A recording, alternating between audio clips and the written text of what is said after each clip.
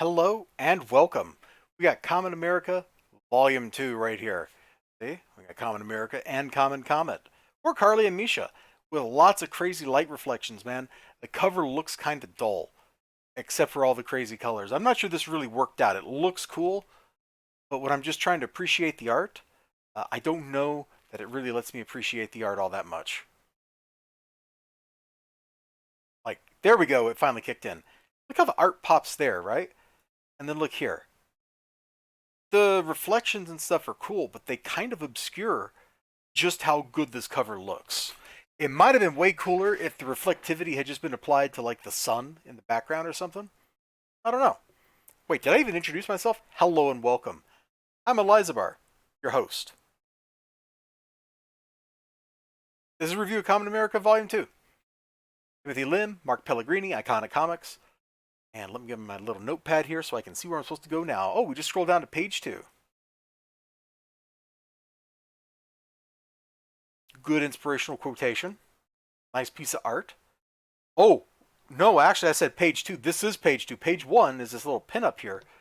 Which I think is that the inside front cover of the book? No. I guess that's just something they stuck on the digital here, which is pretty cool. This is the inside front cover of the book. Anyway, we're going to go to page 4, which is right here. So we're kind of picking up where we left off, volume 2. So Carly and Misha are hanging out together. You got Siggy, you got the priest that they work with here.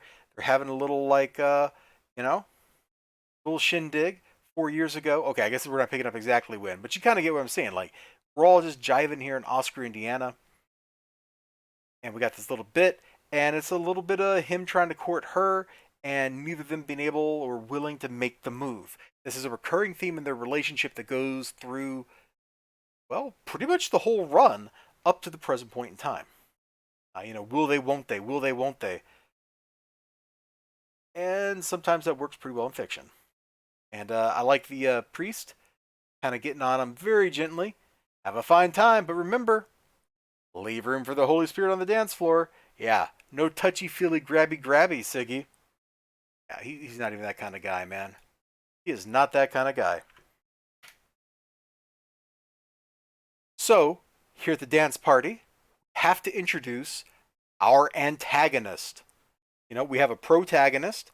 In fact, now we have two protagonists, Carly and Misha. Now we have to introduce antagonist. Although I don't know that we know that Misha is a protagonist at this point of the book yet, but like that comes very quickly. That is not a spoiler. Like that is super early on here. So meet, well, Sylvia, who shows up later in the book, and we will get to that. I'm not spoiling stuff too much, I hope. Maybe a little bit, but to review something you do got to spoil just a little. So she's got the oh ho ho ho kind of laugh going on. She's styling, and it looks great. It works great. Like this feels right. It absolutely just feels right. Very stereotypical kind of thing. You have the protagonist, and uh, you know, yeah, whatever. We're gonna move on. We're gonna move on. We're not going into anime tropes. That's a whole nother like review video. But you can tell like they don't get along at all, and whether that's from her superior body language or Carly's like little text bubble here with the icicles dripping off of it. Yeah. All right, back to the present. Remember I said they were teammates, that they were working together? Here they are beating up a really cool looking beetleoid monster dude. Like, this is great. What a great little sequence. You got them leaning together, charging up. Then you got them both punching at the same time, zapping their powers up here. And then you got the monster's head going boom! Actually, not just the head, like the whole top half of the monster just evaporates in an explosion of doom. Looks great. And you can tell these characters have different personalities. They are their own people. She's smiling, she's kind of dubious. They get along rather well. They fit together rather well. They complement each other. Now, we introduced a social antagonist, somebody for civilian Carly to deal with. But what about Super Carly? What about Common America?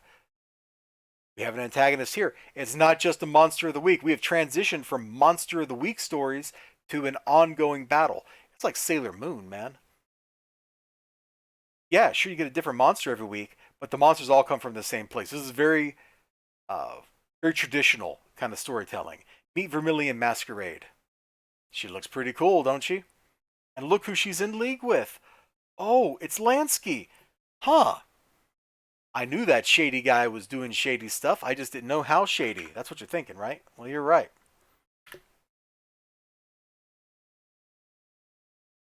But we have a new antagonist. So let's introduce a new protagonist. We've already met Misha. Her being a protagonist, okay, that part's new, but the character's not new. Kamen Ramen, however, she is. And Kimmy is adorable, silly, and wonderful, and she's just cute. And water-based powers kind of make Vermilion Masquerade's mud monsters not so well. But just when you think, okay, they got this, right? They kind of get their butt kicked a little bit by the giant chicken. So who shows up? And who looks super cool doing it? If you went Sylvia, you're correct. Meet Kamen Yuen. Wearing a cool suit of power armor, got blades, has this awesome glinting eye effect, like absolute A plus kind of stuff right there. So now, our social antagonist is also an actual antagonist, but one they can't fight because she's a good guy. She's on good side. She's not a baddie. Yeah, we're getting deeper because one way you can challenge characters that have a lot of strength is to fight them in places where they don't have strength. Some of Superman's villains are like that.